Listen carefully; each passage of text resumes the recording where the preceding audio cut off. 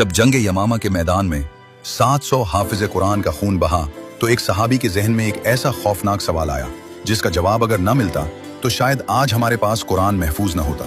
ये उस वक्त की बात है जब नबी सल्लल्लाहु अलैहि वसल्लम की वफात के सिर्फ एक साल बाद जंग यमामा में तकरीबन 1200 सहाबा किराम शहीद हुए, जिनमें से 700 के करीब हाफिज कुरान थे। ये बात समझना जरूरी है कि उस जमाने में कुरान किसी एक किताब में नहीं था, वो बिखरे हुए मवाद पर लिखा हुआ था, जैसे खजूर की शाखों पर, चमड़े के टुकड़ों पर, पत्थर की सिल्लों पर, ऊंट या बकरी की हड्डियों पर, और सबसे बढ़कर सहाबा किराम के सीनों में महफूज था। जब जंग यमामा की खबर मदीना पहुंची तो हजरत उमर फारूक रजी अल्लाह अन्हु के जहन में एक खतरनाक सवाल आया। उन्होंने सोचा कि अगर इसी तरह हर जंग में हाफिज कुरान शहीद होते रहे तो कहीं कुरान का एक बहुत बड़ा हिस्सा जाया न हो जाए और कहीं कुरान का वजूद ही खत्म न हो जाए। वो फौरन हजरत अबू बकर रजी अल्लाह अन्हु के पास गए और कहा, कुरान को एक जगह एक किताब की शक्ल में जमा कर देना चाहिए। हजरत अबू बकर रजी अल्लाह अन्हु पहले घबराए और कहा, मैं वो काम कैसे करूं जो खुद रसूलुल्लाह सल्लल्लाहु अलैहि वसल्लम ने नहीं किया। ये कोई जिद नहीं थी, ये उस शख्स की एहतियात थी जो दीन में जरा भी बिदत से डरता था। लेकिन हजरत उमर रजी अल्लाह अन्हु ने समझाया, ये बिदत नहीं बल्कि दीन की हिफाजत है, क्योंकि कुरान पहले से लिखा हुआ मौजूद है, बस उसे एक जगह इकट्ठा करना है। आखिरकार हजरत अबू बकर रजी अल्लाह अन्हु का दिल भी मुतमईन हो गया। इस काम के लिए हजरत जैद बिन साबित रजी अल्लाह अन्हु का इंतखाब किया गया। हजरत जैद रजी अल्लाह अन्हु कातिब वही थे, यानी नबी सल्लल्लाहु अलैहि वसल्लम के सामने कुरान लिखते थे। वो हाफिज कुरान भी थे।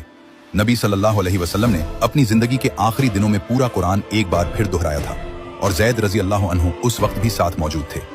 जैद रजी अल्लाह अन्हु का तरीक़ेकार इंतहाई सख्त और मोहतात था। उन्होंने हर आयत के लिए 2 शर्तें लाजमी करार दी।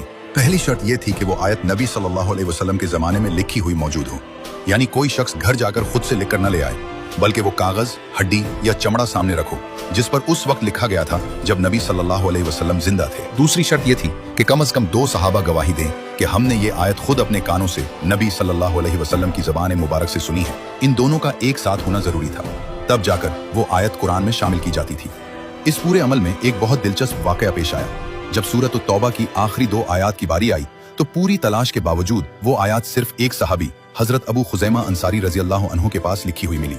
अब मसला ये था कि शर्त 2 गवाहों की थी और तहरीर भी सिर्फ एक के पास थी। लेकिन यहाँ एक खास बात याद आई। नबी करीम सल्लल्लाहु अलैहि वसल्लम ने खुद अपनी जिंदगी में हजरत अबू खुजैमा रजी अल्लाह अन्हु की गवाही को 2 आदमियों की गवाही के बराबर करार दिया था। ये एक खास एजाज था जो नबी सल्लल्लाहु अलैहि वसल्लम ने सिर्फ उन्हीं को दिया था।